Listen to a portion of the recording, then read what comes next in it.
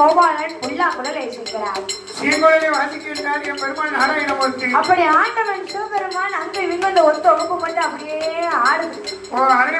சிவபெருமான் அப்படியே உள்ளாமல் விஷயம் கேட்டு அங்க இங்க ஆடுதாரு. உடனே பார்த்தார் கோபாலன் என்ன அதான் பகவான் இங்கதான் இருக்காரு. இவர் இப்படி எல்லாம் அழைச்சா அவர் விட்டு வர மாட்டாரு. மரியாதையை கூப்பிட்டா வர மாட்டாரு அப்படின்னு சொல்லியாத்தா